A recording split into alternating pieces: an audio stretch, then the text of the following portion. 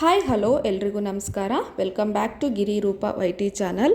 ನಾನು TET exam ಬರಿಬೇಕಾದ್ರೆ ಯಾವ ರೀತಿ ಕನ್ನಡ ಸಮಾಸಗಳು ನೋಟ್ಸನ್ನು ಮಾಡ್ಕೊಂಡಿದ್ದೆ ಅದನ್ನು ನಾನು ಇವತ್ತು ನಿಮಗೋಸ್ಕರ ರೆಡಿ ಮಾಡಿದ್ದೀನಿ. ಹಾಗೆಯೇ ಅದರಲ್ಲಿ ನಾನು ಸಮಾಸಗಳಂದರೆ ಏನು, ಸಮಾಸಗಳಲ್ಲಿ ಎಷ್ಟು ವಿಧ, ಹಾಗೆಯೇ ಪ್ರತಿ ಸಮಾಸಕ್ಕೂ ಉದಾಹರಣೆಗಳನ್ನು ಕೊಡ್ತಾ ಹೋಗಿದ್ದೀನಿ. ಬನ್ನಿ ಇವಾಗ ನಾನು ಎಕ್ಸ್ಪ್ಲೈನ್ ಮಾಡ್ತಾ ಹೋಗ್ತೀನಿ ನೋಡಿ. ಮೊದಲಿಗೆ ಸಮಾಸ ಅಂದರೆ ಏನು ಅಂತ ನೋಡೋಣ. ಎರಡು ಅಥವಾ ಅನೇಕ ಪದಗಳು ಅರ್ಥಕ್ಕನುಸಾರವಾಗಿ ಸೇರಿ ಮಧ್ಯದಲ್ಲಿರುವ ವಿಭಕ್ತಿ ಪ್ರತ್ಯಯ ಲೋಪ ಮಾಡಿಕೊಂಡು ಸೇರಿ ಪದವಾಗುವುದನ್ನು ಸಮಾಸ ಎನ್ನುತ್ತೇವೆ.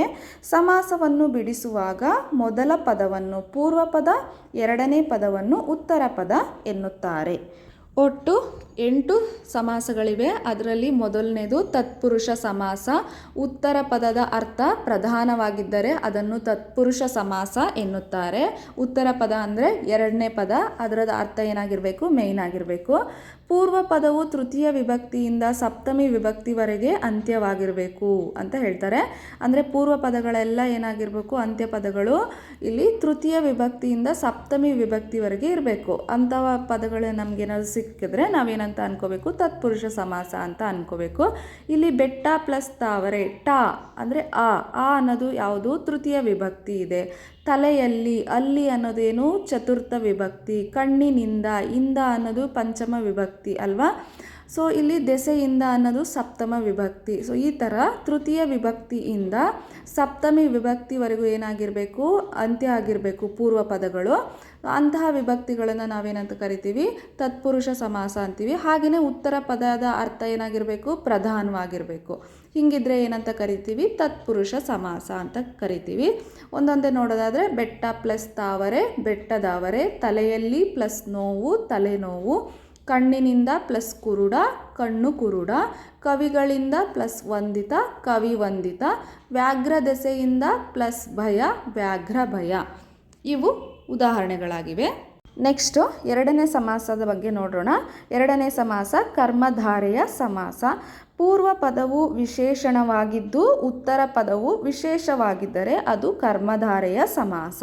ಇಲ್ಲಿ ನಮಗೆ ವಿಶೇಷಣ ಅಂದರೆ ಏನು ಅಂತ ಗೊತ್ತಾಗಬೇಕು, ಈ ಸಮಾಸನ ನಾವು ಕಂಡುಹಿಡಿಬೇಕು ಅಂದರೆ. ಹಾಗೆಯೇ ವಿಶೇಷ ಪದಗಳು ಅಂದರೆ ನಿಮಗೆ ಗೊತ್ತಾಗ್ಬಿಡುತ್ತೆ.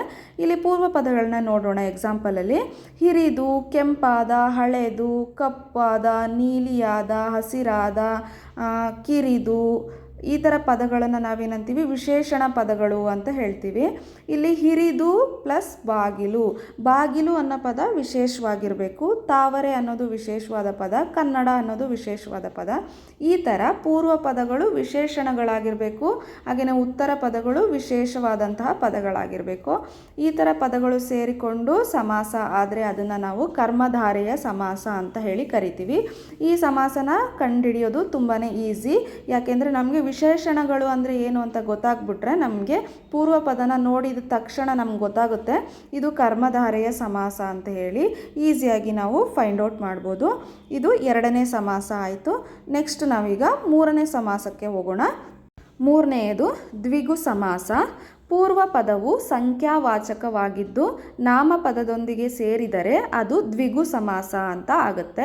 ಇಲ್ಲಿ ಏನಾಗಿರಬೇಕು, ಪೂರ್ವ ಪದ ಸಂಖ್ಯಾವಾಚಕವಾಗಿರಬೇಕು, ಅಂದರೆ ಸಂಖ್ಯೆ ಆಗಿರಬೇಕು. ಇದನ್ನು ಕಂಡುಹಿಡಿಯೋದು ಕೂಡ ತುಂಬಾ ಈಸಿ.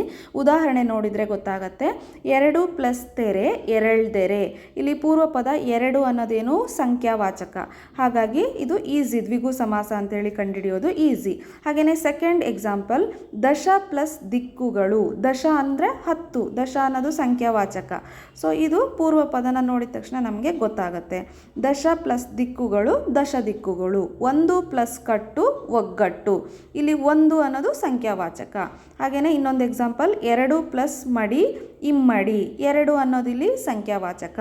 ಪಂಚ ಪ್ಲಸ್ ಇಂದ್ರಿಯ, ಪಂಚೇಂದ್ರಿಯ. ಪಂಚ ಅಂದರೆ ಸಂಖ್ಯಾವಾಚಕ, 5 ಅಂತ ಅರ್ಥ. ಸೊ ಇಲ್ಲಿ ಸಂಖ್ಯೆಗಳು ಪೂರ್ವ ಪದದಲ್ಲಿ ಇರಬೇಕು. ಈ ಥರ ಸಮಾಸಗಳನ್ನು ನಾವೇನಂತ ಕರಿತೀವಿ, ದ್ವಿಗು ಸಮಾಸ ಅಂತ ಹೇಳಿ ಕರಿತೀವಿ. ಬನ್ನಿ ಇವಾಗ ನಾಲ್ಕನೇ ಸಮಾಸ ಏನು ಅಂತ ನೋಡೋಣ. ನಾಲ್ಕನೇದು ಅಂಶಿ ಸಮಾಸ. ಪದಗಳು ತಿರುಗು ಮುರುಗಾಗಿರುತ್ತವೆ. ಇಲ್ಲೇನಾಗಿರುತ್ತೆ, ಪದಗಳೆಲ್ಲ ಏನಾಗಿರುತ್ತೆ, ಉಲ್ಟಾ ಪಲ್ಟಾ ತಿರುಗು ಮುರುಗಾಗಿರ್ತವೆ. ಎಕ್ಸಾಂಪಲ್ ನೋಡಿದ್ರೆ ಗೊತ್ತಾಗುತ್ತೆ. ತುಟಿಯ ಪ್ಲಸ್ ಕೆಳಗೆ ಈಸ್ ಈಕ್ವಲ್ ಟು ಕೆಳದುಟಿ. ಕಣ್ಣು ಪ್ಲಸ್ ಕಡೆಯ ಕಡೆಗಣ್ಣು, ಕೈಯ ಪ್ಲಸ್ ಅಡಿ ಅಂಗೈ ಅಂತ ಇಲ್ಲಿ ಏನಾಗಿದೆ ಪದಗಳು ತಿರುಗುಮುರುಗಾಗಿದೆ. ತುಟಿಯ ಅನ್ನೋದು ಫಸ್ಟ್ ಬಂದಿದೆ, ಕೆಳಗೆ ಅನ್ನೋದು ಏನಾಗಿದೆ ನೆಕ್ಸ್ಟ್ ಬಂದಿದೆ. ಆದರೆ ಕೂಡಿಸಿದಾಗ ಏನಾಯಿತು ಕೆಳದುಟಿ ಅಂತ ಆಯಿತು, ತಿರುಗುಮುರುಗಾಗಿ ಉತ್ತರ ಬಂತು ಅಲ್ವಾ. ಹಾಗಾಗಿ ಈ ಥರ ಸಮಾಸಗಳನ್ನು ನಾವೇನಂತ ಕರಿತೀವಿ ಅಂಶಿ ಸಮಾಸ ಅಂತ ಹೇಳಿ ಕರಿತೀವಿ. ನೆಕ್ಸ್ಟ್ 5ನೇ ಸಮಾಸ ದ್ವಂದ್ವ ಸಮಾಸ. 2 ಅಥವಾ 2ಕ್ಕಿಂತ ಹೆಚ್ಚಿನ ನಾಮಪದಗಳು ಒಂದೇ ಸಹಯೋಗದಲ್ಲಿ ಬಳಕೆಯಾದರೆ ಅದನ್ನು ದ್ವಂದ್ವ ಸಮಾಸ ಅಂತ ಕರಿತೀವಿ. ನೋಡಿ ಎಕ್ಸಾಂಪಲ್ ನೋಡಿದ್ರೆ ಗೊತ್ತಾಗುತ್ತೆ. 2 ಅಥವಾ 2ಕ್ಕಿಂತ ಹೆಚ್ಚಿನ ನಾಮಪದಗಳು ಒಂದೇ ಸಹಯೋಗದಲ್ಲಿ ಬಳಕೆಯಾದರೆ, ಅಂದರೆ ಮರವು ಪ್ಲಸ್ ಗಿಡವು ಪ್ಲಸ್ ಬಳ್ಳಿಯು = ಮರ ಗಿಡ ಬಳ್ಳಿಗಳು. ಇಲ್ಲಿ 3 ಪದಗಳು ಏನಾಯಿತು, 3 ನಾಮಪದಗಳು ಸೇರ್ಕೊಳ್ತು. ಈ ಥರ ಪದಗಳನ್ನು ಏನಂತ ಕರಿತೀವಿ ದ್ವಂದ್ವ ಸಮಾಸಗಳು ಅಂತ ಕರಿತೀವಿ. 2ನೇದು ಎಲೆಯು ಪ್ಲಸ್ ಅಡಿಕೆಯು ಸೇರಿಸಿದ್ರೆ ಏನಾಗುತ್ತೆ ಎಲೆಯಡಿಕೆ. ಪತಿಯು ಪ್ಲಸ್ ಪತ್ನಿಯು ಪ್ಲಸ್ ಸುತನು 3 ಸೇರಿಸಿದ್ರೆ ಪತಿ ಪತ್ನಿ ಸುತರು ಅಂತ ಆಗುತ್ತೆ. ಈ ಥರದ ಸಮಾಸಗಳನ್ನು ನಾವೇನಂತ ಕರಿತೀವಿ ದ್ವಂದ್ವ ಸಮಾಸಗಳು ಅಂತ ಹೇಳಿ ಕರಿತೀವಿ. ಈ ಸಮಾಸನೂ ಕೂಡ ನಾವು ಕಂಡುಹಿಡಿಯೋದು ತುಂಬಾ ಈಸಿ. ನೆಕ್ಸ್ಟ್ ಮುಂದಿನ ಸಮಾಸ ಕ್ರಿಯಾ ಸಮಾಸ. ಕ್ರಿಯಾ ಸಮಾಸ ಅಂದರೆ ಪೂರ್ವ ಪದದಲ್ಲಿ ಸಾಮಾನ್ಯವಾಗಿ ದ್ವಿತೀಯ ವಿಭಕ್ತಿಯಿಂದ ಕೂಡಿದ ನಾಮಪದವಿದ್ದು ಉತ್ತರ ಪದದಲ್ಲಿರುವ ಕ್ರಿಯಾಪದದೊಡನೆ ಸೇರಿ ಆಗುವ ಸಮಾಸವೇ ಕ್ರಿಯಾ ಸಮಾಸ. ಅಂದರೆ ಪೂರ್ವ ಪದದಲ್ಲಿ ಏನಾಗಿರಬೇಕು ದ್ವಿತೀಯ ವಿಭಕ್ತಿಯಿಂದ ಕೂಡಿರಬೇಕು ಪೂರ್ವ ಪದ, ಹಾಗೆಯೇ ಉತ್ತರ ಪದ ಏನಾಗಿರಬೇಕು ಕ್ರಿಯಾಪದ ಆಗಿರಬೇಕು. ಈ ಥರ ಸಮಾಸಗಳನ್ನು ನಾವೇನಂತ ಕರಿತೀವಿ ಕ್ರಿಯಾ ಸಮಾಸ ಅಂತ ಹೇಳ್ತೀವಿ. ಇಲ್ಲಿ ಪೂರ್ವ ಪದ ನೋಡಿ, ಕೈಯನ್ನು ಚಿತ್ರವನ್ನು ಊಟವನ್ನು.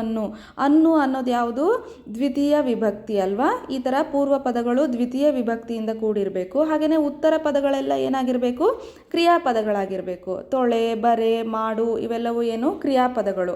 ಈ ಥರ ಸಮಾಸಗಳನ್ನು ನಾವೇನಂತ ಕರಿತೀವಿ ಕ್ರಿಯಾ ಸಮಾಸಗಳು ಅಂತ ಹೇಳಿ ಕರಿತೀವಿ.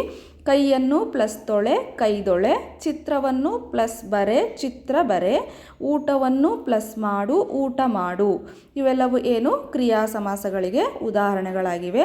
ನೆಕ್ಸ್ಟ್ ಮುಂದಿನ ಸಮಾಸ ಯಾವುದು ಅಂತ ನೋಡೋಣ ಬನ್ನಿ. ನೆಕ್ಸ್ಟ್ 7ನೇದು ಬಹುರ್ವೀಹಿ ಸಮಾಸ. 2 ಅಥವಾ ಅನೇಕ ನಾಮಪದಗಳು ಸೇರಿ ಸಮಾಸವಾದಾಗ ಬೇರೊಂದು ಪದದ ಅರ್ಥವು ಪ್ರಧಾನವಾಗಿ ಉಳಿಯುವ ಸಮಾಸವೇ ಬಹುರ್ವೀಹಿ ಸಮಾಸ.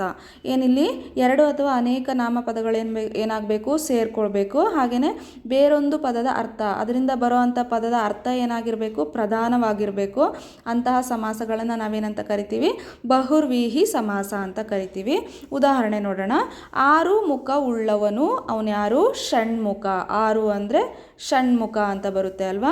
ಈ ಥರ ಈ ಪದಗಳು ಸೇರ್ಕೊಂಡಾದಾಗ ಷಣ್ಮುಖ ಅನ್ನೋ ಒಂದು ಹೊಸದಾದ ಪ್ರಧಾನವಾದ ಮುಖ್ಯವಾದ ಪದ ಬಂತು ಅಲ್ವಾ.